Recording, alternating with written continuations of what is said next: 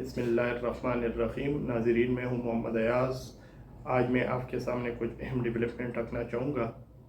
पहला डेवलपमेंट ये है कि आज इस्लामाबाद हाई कोर्ट ने सनम जावेद साहिबा की जितनी भी सज़ाई हैं तमाम सज़ाओं को कलअदम करार दिया है और इस्लामाबाद हाई कोर्ट के चीफ जस्टिस मियां गुल हसन औरंगज़ेब साहब ने कहा कि जो भी सज़ाएँ सनम जावेद साहिबा को सुनाई गई है इसको कलअदम करार दिया जाता है। साथ साथ गुल हसन औरंगज़ेब साहब ने ये शिकवा भी किया सनम जावेद साहिबा से कि आपने इंटरनेट पर गैर मुनसिफाना ज़बान इस्तेमाल की है। तो इस पर मियां अली इशफाक साहब ने कहा कि मैं यकीन दिलाता हूँ तो वकील के इसके बाद मियां सनम जावेद साहिबा इंटरनेट पर गैर मुनसिफाना ज़बान इस्तेमाल नहीं करेगी।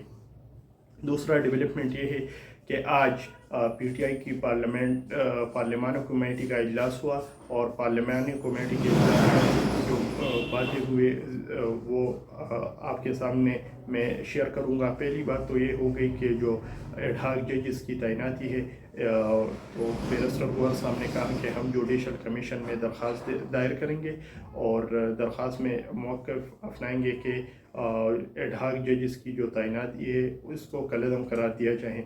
साथ साथ उमर अयूब साहब ने कहा कि जो सूबाई इलेक्शन कमिश्नर है या इस्लामाबाद में जो इलेक्शन कमिश्नर है सिकंदर सुल्तान राजा, तमाम इलेक्शन कमिश्नर को पूरी तौर पर इस्तीफ़ा देना चाहिए।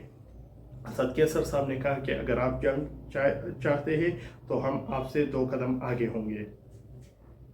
शिबली फराज साहब ने कहा कि हुकूमत बौखलाहट का शिकार हो गई है और अब हुकूमत छोड़ने के अलावा इस हुकूमत के पास कोई रास्ता नहीं है।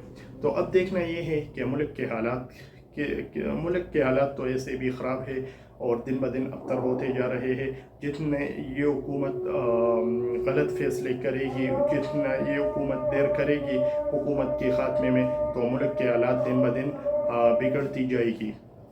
साथ साथ जो इमरान खान साहब की 9 मई मुकदमात के हवाले से जो मुकदमा बनाया गया था तो लाहौर हाई कोर्ट ने इमरान खान साहब की दरख्वास्त ज़मानत 22 जुलाई को समाअत के लिए मुकर्रर की है और कहा है कि इमरान खान साहब को वीडियो लिंक के ज़रिए अदालत में पेश किया जाए।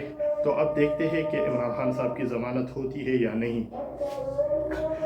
इससे पता चलता है कि जो 2-3 फैसले अदालतों ने दिए मखसूस नशस्तों के हवाले से और सनम जावेद साहिबा की रिहाई के हवाले से, अब हुकूमत को भी और अदालतों को नज़र आ रही है कि जो हुकूमत कर रही है वो ज़्यादती है, जुल्म है और ज़बरदस्ती करवाया जा रहा है।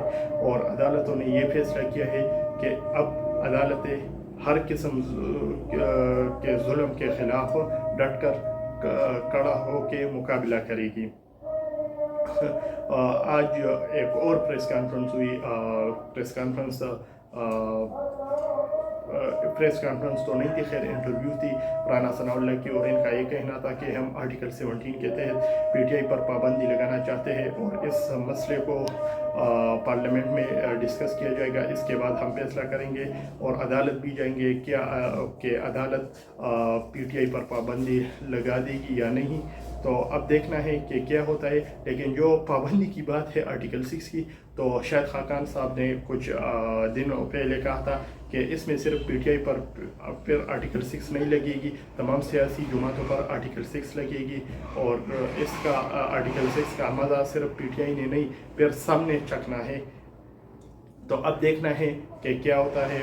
अब तक के लिए इतना ही, बाकी डेवलपमेंट मैं आपके साथ वक्त के साथ शेयर करूँगा। अल्लाह हाफिज़।